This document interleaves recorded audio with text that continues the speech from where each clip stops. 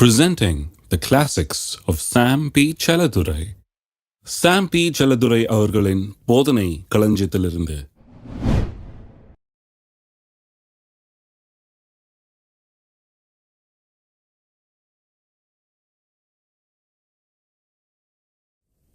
சங்கீதம் 8க்கு திருப்போம். 3ஆம் வசனம். உமது விரலின் கிரியாகிய உம்முடைய வானங்களையும் நீர் ஸ்தாபித்த சந்திரனையும் நட்சத்திரங்களையும் நான் பார்க்கும்போது மனுஷனை நீர் நினைக்கிறதற்கும் மனுஷகுமாரனை நீர் விசாரிக்கிறதுக்கும் அவன் எம்மாத்திரம் என்றேன். நீர் அவனை தேவ தூதரிலும் சற்று சிறியவனாக்கினீர், அல்லது தேவனிலும் சற்று சிறியவனாக்கினீர், தான் கரெக்ட். மகிமையினாலும் கனத்தினாலும் முடிசூட்டினீர். இதே வசனத்தை எபிரேயர் 2ஆம் அதிகாரத்தில் அந்த எபிரேயர் நிருபத்தை எழுதினவர் அங்கே கோட் பண்றார். இந்த முறை பொதுவாக மனுஷனை பற்றி சொல்லலை, இங்கே 8ஆம் அதிகாரத்தில் பொதுவாக மனுஷனை பற்றி சொல்லியிருக்குது. அங்கே எபிரேயர் 2ஆம் அதிகாரத்தில் இயேசுவை பற்றி சொல்லுகிறார். மனிதனாய் வந்த தேவன் அவர். மனிதனாய் வந்த அந்த தேவனை குறித்து அவர் இப்படி சொல்றார். இந்த வசனத்தை சொல்லி அவரை மேற்கோள் காட்டி சொல்றார். அதாவது இன்றைக்கு மனுஷன் இப்படி தான் உண்டாக்கப்பட்டிருக்கிறான். ஆனால் பாவத்து நிமித்தமாக மனுஷன் சீர்கெட்டு போய் இன்னைக்கு மனுஷன் எப்படி இருக்கணுன்ற அடையாளமே தெரியாம நமக்கு போயிடுச்சு. ஆதாம் எப்படி இருந்தான்னு நம்ம இப்போ எண்ணி கூட பார்க்க முடியல. அப்படிப்பட்ட ஒரு நிலையை, அப்படிப்பட்ட ஒரு மனுஷனை நாம் கண்டதும் இல்லை, காணக்கூடிய வாய்ப்பு இல்லாமல் இருக்குது. அதன் மத்தியில் தான் இயேசு வந்தார் பாருங்க. இயேசு அவர் காமிக்கிறாரு, வியாதியை விரட்டுறாரு, அதன் மேலே ஆளுகை செய்கிறார் பாருங்க. ஜுரத்தை போன்றாரு, ஜுரம் போகிறது. முடவனை எழுந்து நடன்றார், அவன் நடக்கிறான். இப்படி அற்புதங்களை செய்கிறார். ஏன்னா மனுஷன் அதை காட்டிலும் பெரியவன்றதை காண்பிக்கிறார். எல்லாத்தை காட்டிலும் மனுஷன் பெரியவன்கிறத காண்பிக்கிறார். காற்றையும் கடலையும் அதட்டுறார், தண்ணி மேலேயே நடக்கிறார். எல்லாம் தன்னுடைய பாதவடிக்கு கீழே என்கிறதை அவர் எடுத்து காண்பிக்கிறார். அத்தி மரத்திட்ட பார்த்து பேசுறாரு, அது ஒன்றும் இல்லாமல் பட்டு போயிடுச்சு. எல்லாம் ஆண் பார்க்கும்போது சொல்றாரு, எவனாகிலும் இந்த மலையை பார்த்து, மரம் என்ன மலையை பார்த்து கூட நீ பேசலாம், நான் செய்த மாதிரியே நீயும் செய்யலாம் அப்படிங்கிறாரு. அதுதாங்க பெரிய ஆச்சரியம். அப்ப என்ன அர்த்தம்? நான் மனுஷன் எப்படி இருக்க வேணும்ங்கிறத காட்டுறதுக்காக வந்தேன். நீயும் மனுஷன், நீயும் இப்படிதான் இருக்கணும், நீ இப்படி இருக்கிறதுக்காக தான் அழைக்கப்பட்டிருக்கிறாய் என்று சொல்லி அதை காட்டும்படியாக தான் இயேசு இந்த உலகத்துக்கு வந்தார். அப்ப இந்த புதிய ஏற்பாடு முழுவதும் பாருங்க, புதிய ஏற்பாட்டை பற்றி ஒரு பெரிய டிஸ்கவரி நம்ம பண்ண போறோம். இந்த புதிய ஏற்பாடுங்கிறது ஒரு உயில் மாதிரி. டெஸ்டமென்ட்ன்றோம். டெஸ்டமென்ட்னா வில். அதாவது அது என்னவெல்லாம் நமக்கு உண்டாயிருக்கிறது, நமக்கு என்னவெல்லாம் கொடுக்கப்பட்டிருக்கிறது, நாம் என்னமாயிருக்கிறோம் இப்பொழுது அப்படிங்கிறத நமக்கு காட்டுகிற ஒரு வில்லாக அது இருக்கிறது. அப்ப அதை அந்த விதத்தில் அணுக வேணும் பாருங்க. இன்றைக்கு நாம் ஒரு காரியத்தை கற்றுக்கொள்ள வேணும். இதில் நான் என்னவாய் இருக்கிறேன் என்பதை பார்க்கறதுக்காக தான் இதை வாசித்து கொண்டு இருக்கிறேன். இது ஒரு நியூ டெஸ்டமெண்ட். நியூ டெஸ்டமெண்ட்னா ஒரு புதிய வில் எழுதியிருக்கிறார். அப்படின்னா பழைய வில் ஒன்று இருக்குன்னு அர்த்தம். அந்த பழைய வில்லு ஒரு விதமாக இருந்தது, இப்போ புதிய ஒரு வில்ல எழுதியிருக்கிறார். அந்த புதிய வில்லு எஃபெக்டுக்கு வந்துருக்குது. காண்பிக்கிறேன் பாருங்க. வேத வசனத்தை குறித்து ஒரு அற்புதமான காரியத்தை இன்றைக்கு கற்றுக்கொள்ளுங்கள். ஏன்னு சொன்னால் புதிய ஏற்பாட்டை இனிமேல் வேற விதமாக பார்க்க போறீங்க. புதிய ஏற்பாட்டின் காரியங்களை இப்போ வேற விதமாக அணுக போறீங்க. இது உங்களோடு சம்பந்தப்பட்டது. நீங்கள் யார் என்று காண்பிக்கிற வசனங்கள் என்பதை கவனிக்க போறீங்க. பாருங்க, மத்தேயு எழுதின சுவிசேஷம் 26ஆம் அதிகாரத்துக்கு திருப்புங்க. மத்தேயு 26:27 வாசிக்கிறேன். பின்பு பாத்திரத்தையும் எடுத்து ஸ்தோத்திரம் பண்ணி அவர்களுக்கு கொடுத்து, நீங்கள் எல்லாரும் இதிலே பானம் பண்ணுங்கள். இதுதான் பின்னால கர்த்தருடைய பந்தின்னு சொல்லி நாம் அனுசரிக்கிறோம். அதுக்கு மாடலை அப்ப செட் பண்றாரு, அவரே செஞ்சு காமிக்கிறாரு. செஞ்சு காமிச்சிட்டு பிறகு இதை அனுசரிக்க சொல்லி கட்டளையிட்டபடினால்தான் தான் இன்றைக்கு சபையில் மாசம் மாசம் நம்ம இதை அனுசரிக்கிட்டோம். நம்ம தினந்தோறும் கூட அனுசரிக்கலாம். அதை பற்றி அவரே செய்து காமிக்கிறார். செய்து சொல்றார், பாத்திரத்தை எடுத்து ஸ்தோத்திரம் பண்ணி அவர்களுக்கு கொடுத்து, நீங்கள் எல்லாரும் இதிலே பானம் பண்ணுங்கள். நீங்க கம்யூனியன் எடுக்கிறீங்களே, யோசித்தீங்களா என்னென்னது? இதில் பானம் பண்ணுங்கள்ன்றாரு. சிலர் இது என்னன்னே தெரியாம பானம் பண்ணுங்கள்னு குடிச்சிட்டு மடக்குன்னு குடிச்சிட்டு நின்றுட்டு இருக்காங்க. என்னமோ இதுன்னு சொன்னா உடனே முழுங்கிடணுமா? இதுன்னு இது என்னது? இது என்னத்தை பானம் பண்ணீங்க? என்ன இதனுடைய அர்த்தம்? இதை விளங்கிக் கொள்ள வேணும். சொல்றாரு பாருங்க, இது பாவ மன்னிப்பு உண்டாகும்படி அநேகருக்காக சிந்தப்படுகிற புது உடன்படிக்கைக்குரிய என்னுடைய இரத்தமாய் இருக்கிறது. இன்னும் சிந்தப்படலை. சிந்தப்படுறதுக்கு முன்னாடியே அவர் காண்பிக்கிறார் அடையாளமா.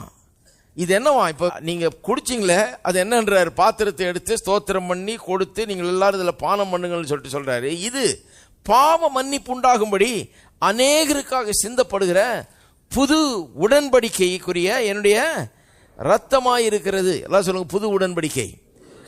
புது உடன்படிக்கைன்னு சொன்ன உடனே ஒரு காரியம் வழங்கிட்டோம், பழைய உடன்படிக்கைன்னு ஒன்று இருந்திருக்குது. இல்லைன்னா புது உடன்படிக்கைன்னு சொல்ல வேண்டியது இல்லை, வெறும் உடன்படிக்கைன்னு சொல்லிட்டு போகலாம்.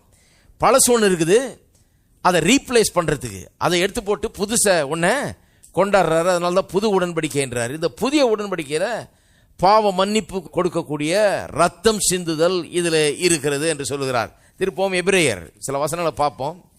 நம்முடைய நோக்கம் என்னென்ன, இந்த வசனம் புதிய ஏற்பாடு எப்படி நாம் யார், நமக்கு என்ன கொடுக்கப்பட்டிருக்கிறது என்பதை வெளிப்படுத்துகிறது என்பதை எடுத்து காண்பிக்க போறேன். 7ஆம் அதிகாரம் எபிரேயர் 21 வாசிக்கிறேன். ஆனதால் இயேசுவானவர் ஆணையின்படியே ஆசாரியராக்கப்பட்டது எவ்வளவு விசேஷித்த காரியமோ அவ்வளவு விசேஷித்த உடன்படிக்கைக்கு பிணையாளி ஆனார்.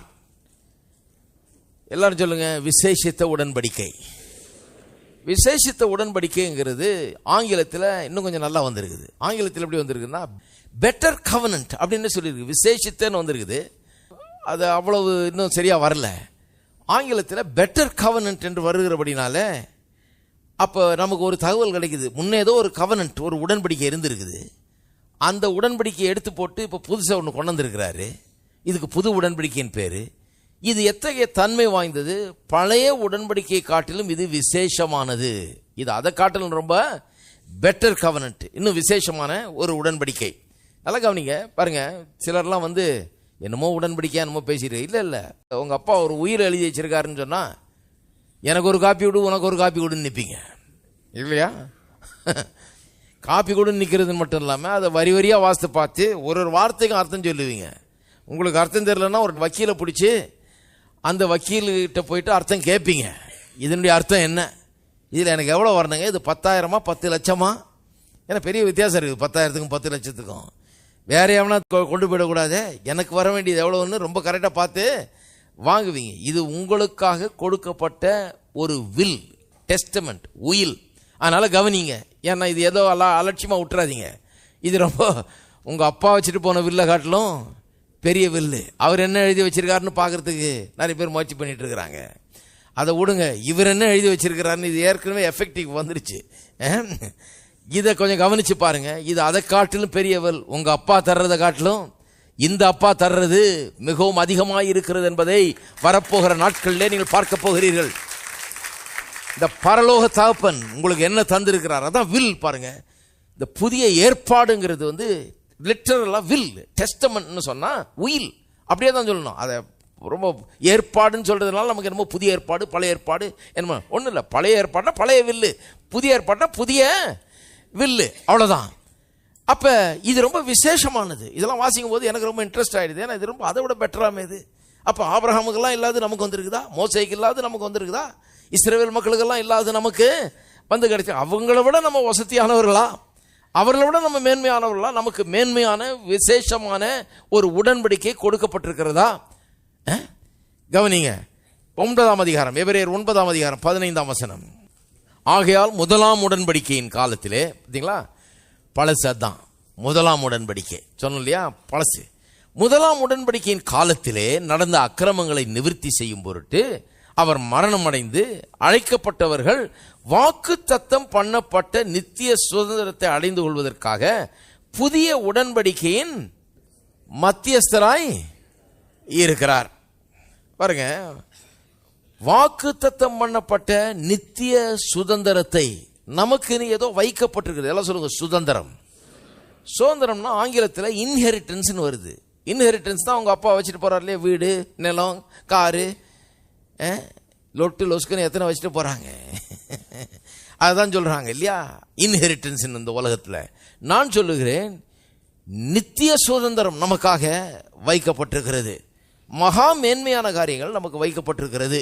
நித்திய சுதந்திரம்னா இந்த காலத்துக்கும் அப்பாற்பட்ட விதத்தில் என்றென்றைக்கும் நம்மோடு கூட இருக்கக்கூடிய அப்படிப்பட்ட காரியங்கள் நமக்கு வைக்கப்பட்டிருக்கு. வெறும் இந்த உலக வாழ்க்கைக்கு மட்டுமல்ல, நித்தியமாய் நமக்கு சொந்தமாக இருக்கக்கூடிய நித்திய சுதந்திரம் நமக்கு வைக்கப்பட்டிருக்கிறது. எத்தனை பேருக்கு அது தெரிஞ்சுக்கணும்னு விரும்புறீங்க? ஒரு சுதந்திரம், ஒரு இன்ஹெரிட்டன்ஸ் உங்களுக்கு இருக்கா? நீங்கள் சுதந்திரிக்க வேண்டியது ஒன்று இருக்கிறதா? உங்களுக்குன்னு ஒருத்தர் வச்சுட்டு போயிருக்காரா? வானத்தையும் பூமியும் உண்டாக்குன தேவன் உங்களுக்கு சுதந்திரமாய் வைத்து விட்டு போயிருக்கிறாராம். அதை அடைந்து கொள்வதற்காக புதிய உடன்படிக்கை. உடன்படிக்கைன்னு சொன்னா அதான் வில், இல்லை அதை கான்ட்ராக்ட்னு சொல்லலாம், அக்ரிமெண்ட்னு சொல்லலாம். புதிய உடன்படிக்கையின் மத்தியஸ்தராய் அவர் இருக்கிறார். ஏனென்றால் எங்கே மரண சாசனம் உண்டோ, அதான் வில், மரண சாசனம். அப்ப இப்போ உடன்படிக்கைன்னு சொல்லிட்டு வந்ததெல்லாம் என்ன? சாசனம். அது ஒரு டெஸ்டமெண்ட். எங்கே மரண சாசனம் உண்டோ அந்த சாசனத்தை எழுதினவனுடைய மரணமும் உண்டாக வேண்டும். வில்லை எழுதி வச்சிருக்காங்கன்றதுனால வில்ல எடுத்து இருக்கிறதெல்லாம் என்கிட்ட கொடுன்னு சொல்ல முடியாது. ஆள் செத்தாதான் அது எஃபெக்ட் வர முடியும் இல்லையா? நிறைய பேருக்கு அது விளங்குறது இல்லை.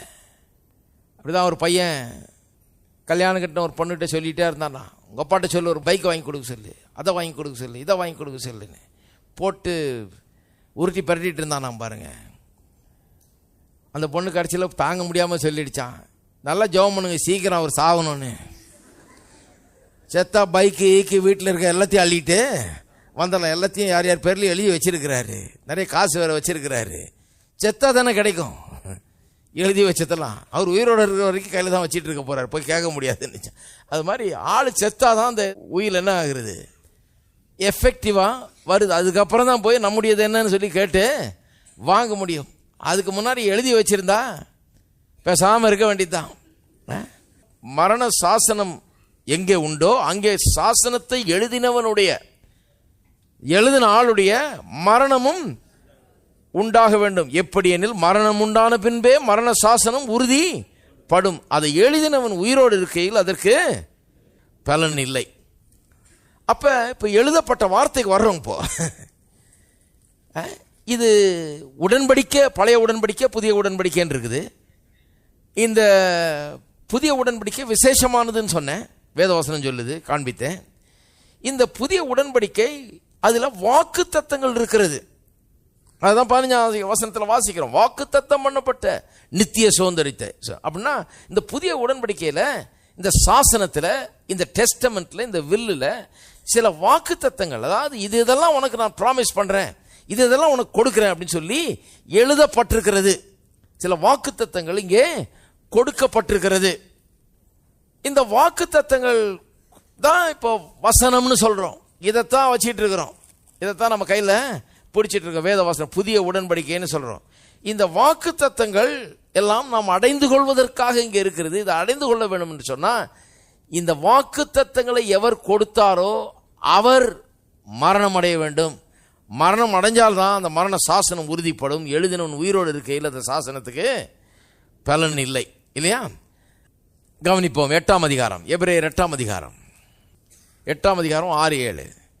இவரோ விசேஷித்த வாக்கு தத்தங்களின் பேரில் ஸ்தாபிக்கப்பட்ட விசேஷித்த உடன்படிக்கைக்கு, இந்த விசேஷித்த உடன்படிக்கை, இந்த better covenant based on better promises ஆங்கிலத்தில் வருது. Better covenant based on better promises, அதாவது விசேஷித்த வாக்கு தத்தங்களின் பேரில் ஸ்தாபிக்கப்பட்ட விசேஷித்த உடன்படிக்கைக்கு. இந்த பெட்டர்ன்ற வார்த்தை வராது, ரொம்ப கஷ்டமா இருக்கு பாருங்க. விசேஷித்த வாக்கு தத்தங்கள், ரொம்ப முன்னிருந்ததை விட விசேஷித்த வாக்கு தத்தங்கள், முன்னிருந்ததை விட பெட்டர் ப்ராமிசஸ்,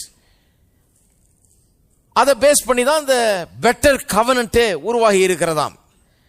அப்ப இந்த புதிய உடன்படிக்கைங்கிறது விசேஷித்த வாக்கு தத்தங்களின் அடிப்படையிலே ஸ்தாபிக்கப்பட்ட ஒன்று. அந்த உடன்படிக்கைக்கு இவர் எப்படி மத்தியஸ்தராக இருக்கிறாரோ அப்படியே முக்கியமான ஆசாரிய ஊழியத்தையும் பெற்றிருக்கிறார். அந்த முதலாம் உடன்படிக்கை பிழை இல்லாதிருந்ததானால் 2ஆம் உடன்படிக்கைக்கு இடம் தேட வேண்டுவது இல்லையே. அப்ப நல்லா கவனிக்க வேண்டும். விசேஷித்த உடன்படிக்கை, ஏன் விசேஷித்த உடன்படிக்கை? இதில் உள்ள வாக்கு தத்தங்கள்லாம் அதை விட பெட்டரான வாக்கு தத்தங்கள் இருக்குதான். விசேஷித்த வாக்கு தத்தங்கள்லாம் அதான் பெட்டர் ப்ராமிசஸ். விசேஷித்த உடன்படிக்கைனா better covenant, better covenant based on better promises. தேவாதி தேவன் கர்த்தாதி கர்த்தர் வாக்கு தத்தங்களை கொடுத்திருக்கிறார். அந்த வாக்கு தத்தங்கள் தான் இன்றைக்கு உடன்படிக்கை என்று சொல்லுகிறோம். அந்த வாக்கு தத்தங்கள் அடிப்படையில் தான், வாக்கு தத்தங்களில் பேரில் ஸ்தாபிக்கப்பட்ட புதிய உடன்படிக்கைன்னு சொல்லியிருக்குது. வாக்கு தத்தத்தை எடுத்துட்டா உடன்படிக்கையில் ஒன்றும் கிடையாது. இந்த உடன்படிக்கை எது மேன்மை உள்ளதாக்குகிறதுன்னு சொன்னா, அவர் கொடுத்த அந்த விசேஷித்த வாக்குத்தத்தங்கள், முன்னிருந்ததை விட விசேஷமான வாக்குத்தத்தங்கள் இங்கே கொடுக்கப்பட்டிருக்கிறது. இது யார் வாக்கு பண்ணி இருக்கிறார்? தேவாதி தேவன் கர்த்தாதி கர்த்தன் வாக்கு பண்ணி இருக்கிறார். அதுதான் இங்க ரொம்ப விசேஷம். அவர் பொய்யுரையாதவர். அவர் எப்படியோ அப்படியே தான் அவருடைய வாக்குத்தத்தம். அவரை நம்பலாம், முற்றிலும் நம்பலாம். அவருடைய வார்த்தை உண்மை உள்ளதா இருக்கிறது. ஒரு ஆளுடைய வார்த்தை எவ்வளவு உண்மை உள்ளதா இருக்குதோ அந்த அளவுக்கு தான் அந்த ஆளுக்கு நம்ம மரியாதை கொடுக்கிறோம், இல்லையா? அப்ப தேவன் இந்த புதிய உடன்படிக்கையில் வாக்குத்தத்தங்களை பண்ணி இருக்கிறாரு. அவர் பொய் உரையாத தேவன். அவர் வாக்குத்தத்தம் ஒன்று நிறைவேறலைன்னா என்ன ஆயிடும்? அவரே பொய்யராக ஆய்விடுவார். அவருடைய மரியாதையும் மதிப்புமே கெட்டு போயிடும். அதனால அவர் வாக்குத்தத்தங்களை அவர் முறிக்கிறது இல்லை. அவர் வாக்குத்தத்தங்களை நிறைவேற்றாமல் விடுகிறதே கிடையாது. அந்த வாக்குத்தத்தங்கள் சொன்னா நிச்சயமாக அதை நிறைவேற்றியே தீருவார். அப்ப புதிய ஏற்பாடுனா என்னன்னு நீங்க புரிந்து கொள்ளணும். புதிய ஏற்பாடுன்னு சொன்னா விசேஷித்த வாக்குத்தத்தங்களால் ஸ்தாபிக்கப்பட்ட ஒரு விசேஷித்த உடன்படிக்கை. இது புதிய ஏற்பாடுன்னு எதை சொல்றோம்? சொல்லியிருக்கு இல்லையா? அந்த எழுதினவருடைய மரணம் வர வரைக்கும் அந்த உடன்படிக்கை எஃபெக்டுக்கு வர முடியாது. அப்ப நான் கேட்கிறேன், புதிய உடன்படிக்கை எப்போ எஃபெக்டுக்கு வந்தது? இயேசுனுடைய கல்வாரி சிலுவையின் மரணத்துக்கு பிறகுதான் அந்த புதிய உடன்படிக்கை எஃபெக்டுக்கு வந்தது. அப்ப புதிய உடன்படிக்கைங்கிறது எங்க ஆரம்பிக்குது பாருங்க. மத்தேயு 1ஆம் அதிகாரத்துக்கு திருப்புங்க சொல்றேன். அந்த 1ஆம் அதிகாரத்துக்கு திருப்பின பிறகு இன்னும் ஒரு பக்கம் திருப்புங்க. அப்படி திருப்பினீங்கன்னா என்ன இருக்குது? ஒரு வெள்ளை பேஜ் வெறும் புதிய ஏற்பாடுன்னு இருக்குது. அப்பனா என்ன அர்த்தம்? இங்க இருந்து புதிய ஏற்பாடு ஆரம்பிக்குதுன்னு. ஆனால் டெக்னிக்கலா பார்த்தீங்கன்னா அது தப்பு. ஏன்னு சொன்னா, நம்ம இப்பதானே வாசித்தோம், மரண சாசனம் எங்க உண்டாயிருக்குதோ அங்க மரணம், அது எழுதினவனுடைய மரணம் உண்டாக வேணும், இல்லைன்னா அந்த சாசனம் பிரயோஜனமே கிடையாது. என்னைக்கு மரிக்கிறாரோ அப்பதான் அந்த சாசனத்துக்கு எஃபெக்டே வருகிறது. புதிய ஏற்பாடுன்னு இங்கே போட்டிருந்தா கூட புதிய ஏற்பாடு இங்கே ஆரம்பிக்கல. இதையும் இன்ஸ்பயர்டுன்னு நினச்சிக்காதீங்க. அது எப்படிங்க புதிய ஏற்பாடுன்னு போட்டிருக்கு, நீங்கள் இங்கே ஆரம்பிக்கலன்றீங்களா? அது பரவாயில்லைங்க. இது தேவனால் அருளப்பட்ட கர்த்தருடைய வார்த்தை, இதை மாற்றிடாதீங்க என்னாதீங்க. இது நமக்கு அடையாளம் காட்டுறதுக்காக போட்டிருக்காங்க இல்லையா? புதிய ஏற்பாடுன்னு இங்கே அவங்க போட்டு வச்சிருந்தாலும் மத்தேயு 1ஆம் அதிகாரத்துக்கு முந்தின பக்கத்தில் புதிய ஏற்பாடுன்னு போட்டு அப்புறம் மத்தேயு 1 ஆரம்பிக்கிறாங்க. அப்படி போட்டிருந்தாலும் புதிய ஏற்பாடு அங்கே ஆரம்பிக்கல. எங்கே ஆரம்பிக்குது? எங்கே ஆரம்பிக்கணும்? மத்தேயுல பார்த்தீங்கன்னா 28ஆம் அதிகாரத்தில் தான் ஆரம்பிக்கணும். ஏன்னா அங்கே தான் அவர் மரித்து உயிரோடு எழும்புறார். அங்கே தான் போடணும் ஆக்சுவலாக. மார்க்கில் பார்த்தீங்கன்னா அது நீங்கள் கடைசி அதிகாரத்துலேருந்து தான் வரும். லூக்காவில் பார்த்தீங்கன்னா அது அப்படி கடைசியில் தான் வரும் இல்லையா? யோவானில் பார்த்தீங்கன்னா அப்படி தான் கடைசி சில அதிகாரங்களில் தான் வரும். அப்போ மத்தேயு, மார்க்கு, லூக்கா, யோவானில் இயேசு, யோவான் ஸ்நானகன் இவங்கெல்லாம் ஊழியம் செய்கிறாங்க, போதிக்கிறாங்க, அற்புதங்கள் செய்கிறாங்க, எல்லாம் பண்ணுறாங்க. இது எல்லாமே டெக்னிக்கலாக பார்த்தீங்கன்னா பழைய உடன்படிக்கையின் கீழே செய்யப்பட்ட ஊழியங்கள், காரியங்கள். புதிய உடன்படிக்கை எப்போ எஃபெக்டுக்கு வந்தது? அவர் மரித்த உடனே தான் புதிய உடன்படிக்கை இங்கே எஃபெக்டுக்கு வருகிறது. அதனால தான் அந்த பாத்திரத்தை எடுத்து இதை பானம் பண்ணுங்கள்னு சொல்லி, இது அநேகருடைய பாவ மன்னிப்புக்காக சிந்தப்படுகிற புதிய உடன்படிக்கையின் ரத்தமாக இருக்குதுன்னு சொன்னார்.